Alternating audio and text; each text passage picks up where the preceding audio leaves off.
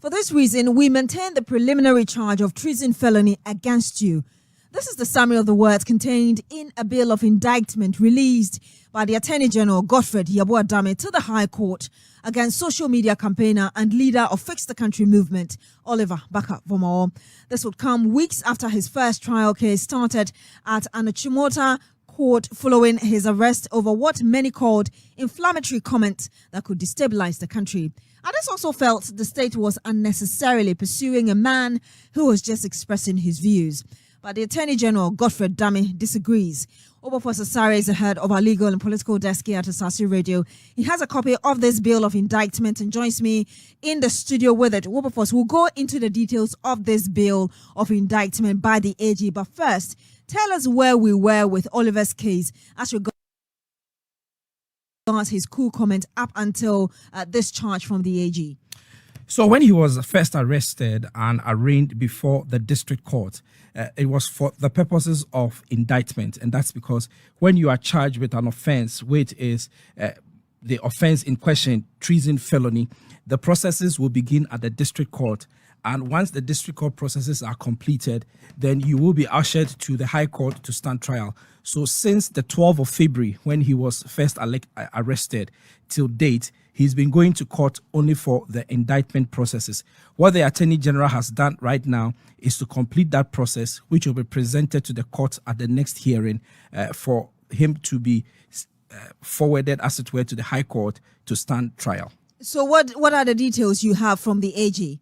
All right, so the AG's bill of indictment essentially recaps the charges that have been preferred against the accused person. So the charge is on the section 182B of the Criminal Offences Act, which is treason felony, and it is obviously contrary to section 182B of the Criminal Offences Act 1960, Act 29. And so that's essentially what the offense is about. There is also the essence of the bill of indictment, which says that the bill of indictment dated 30th May 2022 and signed by the Director of Public Prosecution, Yvonne Atakura-Boabisa, notes that Oliver Barker-Vormawor in February 2022 in Ghana, through a post on your Twitter social media account published to the people of Ghana and to the rest of the world, the attempt to usurp the executive powers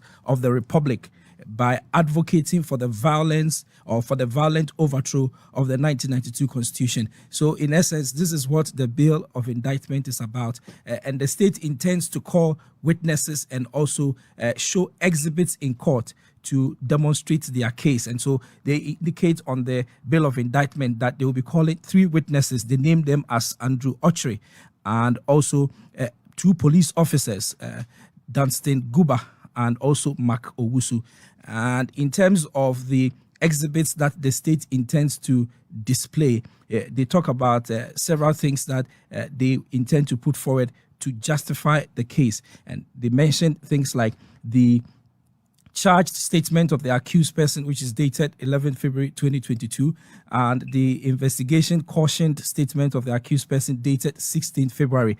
Other things they intend to exhibit are the charged statement of the accused person of 1st April 2022, and also Facebook and Twitter posts of the accused person from February 2021 to February 2022. And indeed, in this indictment or bill of indictment, Ochre, one of the witnesses that the AG intends to use, is one of the first names that comes up, and he talks about he's seen these statements, as it were, on social media even before they started gathering evidence, as it were, against Oliver Barker-Vormawor. Is that right? Indeed, yes. And he's not the only one who read or saw the publications of Mr. Barker-Vormawor, but the prosecution needs one person to prove and to show that indeed someone saw it other than the one who posted it. And that is why I believe the prosecution has named the first prosecution witness there in the bill of indictment. What will this mean per the punishment prescribed in the Constitution on treason felony? So the provision in the Criminal and Other Offences Act 1960, Act 29, which is the basis for which he has been charged, 182 B. It says that a person commits a treason felony and is punishable as for a first-degree felony who, let me use B because B is what it is on. It says prepare or endeavors to carry out by unlawful means an enterprise which usurps the executive powers of the Republic in a matter of both a public and a general nature. So it's a first-degree felony, and in our laws, first-degree felony is punishable by life imprisonment. Now, again, this is also coming just a day after the police issued a statement on a supposed intended protest, which Oliver was also supposed to be part of, armed, per what the police said. What has been the reaction of the group? All right, so the group has been coming up with various reactions, and you know that there were names that were associated with the group, and one being Captain Smart, who has come up to say that, he was not really aware of some of the details and that he is no longer going to participate in the gun demo that is what is being nicknamed.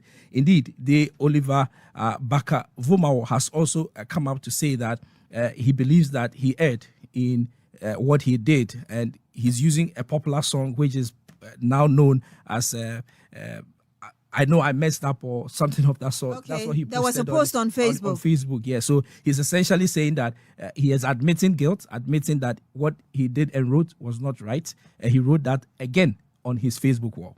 Coming at this time, will it mean anything? I remember speaking to the Interior Minister, Ambrose Derry, who at that time, the argument was that the state was unnecessarily prosecuting him. And the question he posed back to me was, has he apologized? Has he said that what he said earlier, he wasn't interested in pursuing that? This apology, as it were, coming at this time, what are the lawyers telling you as regard what it will mean for what the step the AG has taken now? All right, so this apology we are talking about has not got anything to do with his post that he posted earlier on about organizing a coup d'etat. It has everything to do with the recent attempt to want to stage a demonstration with guns and private security and all that. And so it has no bearings whatsoever on the case for which he has been indicted to stand trial at the High Court. It has everything to do with their demand that they want to go on demonstration and how they want to go about the demonstration. And the police responds that their suggestion is not permitted under the Public Order Act. Thank you very much, Wilberforce Asare. He's the head of our legal and political desk here at Asase Radio. I'm also joined on the line now by lawyer with opposition in DC, Nana Addo. Good evening to you, sir. Thank you for joining us. Good evening. And on this issue, I speak purely as a lawyer, nothing more.